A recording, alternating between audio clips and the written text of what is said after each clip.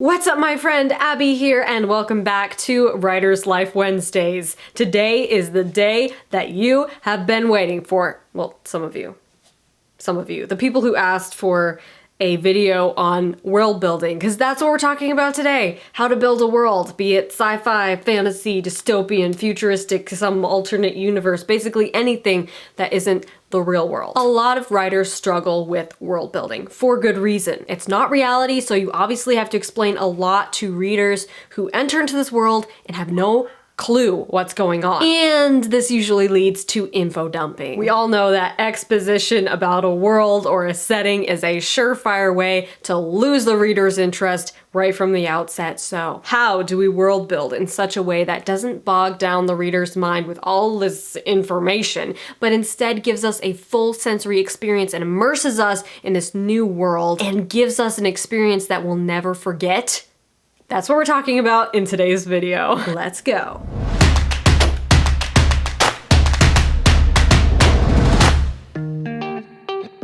So, world building. There are a few elements to talk about with world building. So we're gonna start by talking about where most writers run into trouble and end up telling their world building instead of showing it, and how to avoid this pitfall. Then we'll get right to the one question that you can ask yourself in any stage of world building, whether it's in the outlining process or the writing process, and immediately know whether this element of world building is something that you should spend time on. So first, the reason why most writers fall into this trap of telling instead of showing the world building and just info dumping on their readers, there's actually two reasons. One, they're building the world as they write.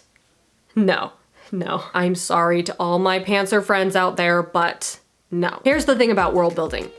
At the beginning of the story, even at the end of the story, you, the author, are going to know way more about this world and location and setting than your reader will at any given time. That's just a given because you're the one who created this world, it's yours, you know all the ins and outs of it, and you know what is specifically relevant to your character's story and what is irrelevant. Which leads us to the second reason. Most writers don't separate the important information from the irrelevant information, and they end up just including it all, which makes the story feel incredibly bogged down with information and boring. Long story short, you want to build your world before you write the book. Some new ideas may spark while you're writing the story, and that's fine, you can include them, but you want to make sure they have a meaning. You want to make sure they are meaningful to your character's journey. If you just go Google how to world build, you'll get all kinds of information, like tons of guides and checklists and questionnaires. So much of it will be so overwhelming, you'll just want to run away screaming.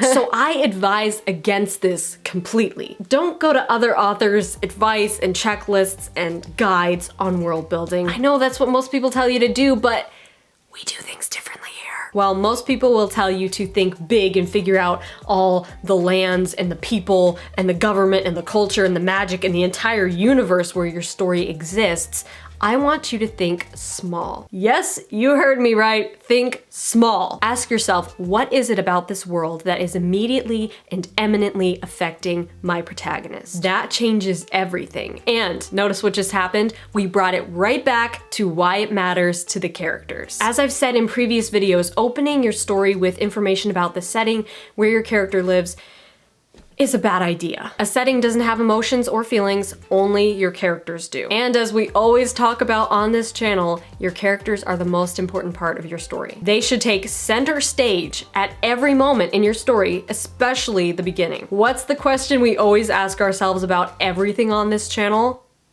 You know it. Why does it matter? That is a vital question to ask yourself when you're world building. How does this affect my character's external journey, and in turn, how does it affect my character's internal journey? Always return to why it matters. And if you find yourself saying, well, that doesn't really matter, I just spent so much time developing it and it's so cool, it's such a cool aspect of this world, delete it.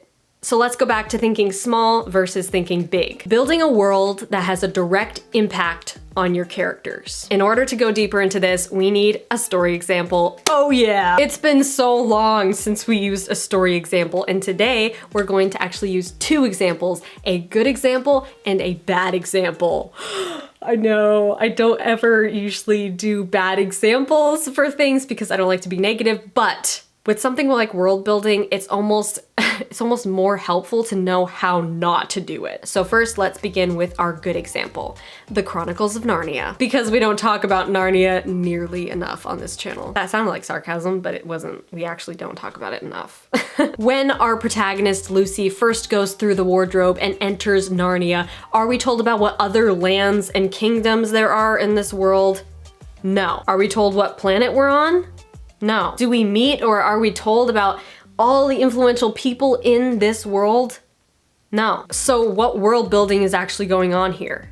Just the world building that directly impacts Lucy. Lucy is the character we care about. We get to know her for much of the beginning of the story before we vicariously enter Narnia through her. We are experiencing Narnia as Lucy, not as some omniscient person who knows everything about Narnia already. Not only does it make us feel more intimately connected to Lucy, but it also gives us that sense of mystery and wonder. The more Lucy discovers, the more we discover, and we understand how she's perceiving everything based on what we've learned about her so far. So what I said before about going small instead of going big, let me show you what that looks like. On Lucy's first trip to Narnia, she only meets one character, forms a little bit of a friendship, and then leaves. When Edmund first enters Narnia, he finds himself in the same exact location and also meets only one character, also forming a bit of a friendship, food motivation notwithstanding, and leaves. Finally, the third time we enter Narnia, do we get an all-encompassing scope of the world and all its inhabitants and kingdoms and lands? No. What do we have? We have a very small scenario taking place. We see how character B has directly impacted character A. The White Witch arrested Tumnus for hanging out with Lucy and not kidnapping her. We still haven't met anyone else or traveled beyond this 100-foot radius, but we care about what's happening here. We care about the characters because we've been shown how these characters have an effect on the protagonist of the story. Lucy wants to help Tumnus and Edmund wants to be king and or eat more Turkish delight. Later, we'll grow to care more about Narnia as a world, not because it's especially cool or unique, but because it matters to our protagonists. I could honestly go on and on about how great the world building is in Narnia, but that would probably take a few hours. But what I love so much about the world building in Narnia is that it doesn't give you the big picture out of the gate. It starts small with just the part of the world that is having direct impact on the main character, and then it expands from there. Now, let's move on to our bad example, how not to world build, featuring Divergent. Okay, disclaimer, I did read this whole series and found it incredibly plot driven. And although the movie differs a little bit from the book, both are equally bogged down with too much exposition. When the story first opens, we are given a big dose of exposition about the world our protagonist, Tris, lives inside of. But are we shown how the world directly affects Tris? No. Are we even shown her face? No!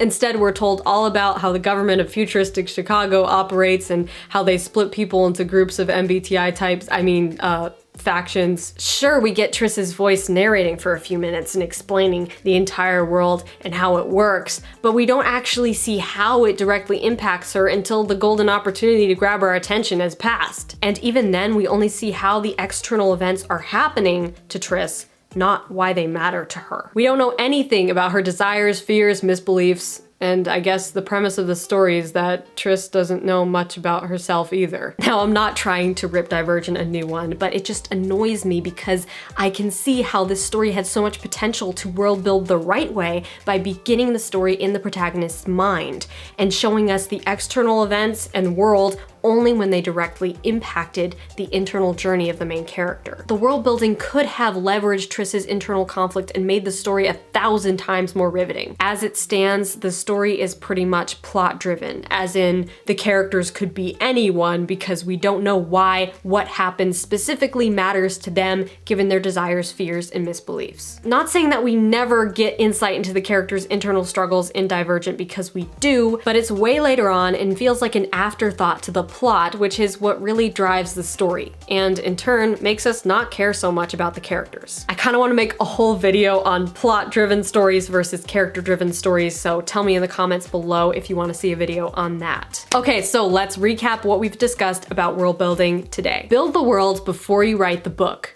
You, as the author, are going to ultimately know way more about your world than your readers, or even your characters, will know at any given time. Separate the important from the irrelevant. Always ask yourself, how does this aspect of the world matter to the story I'm telling? Think small. What directly impacts your protagonist?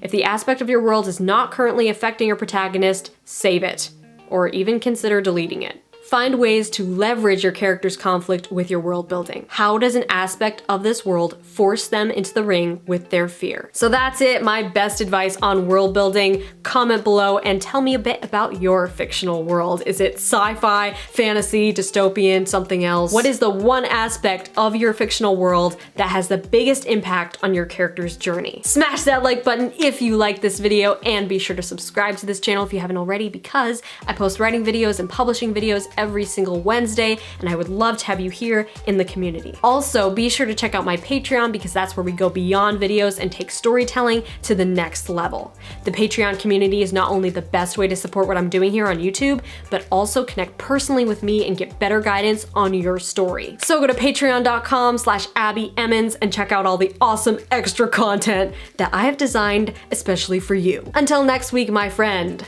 rock on.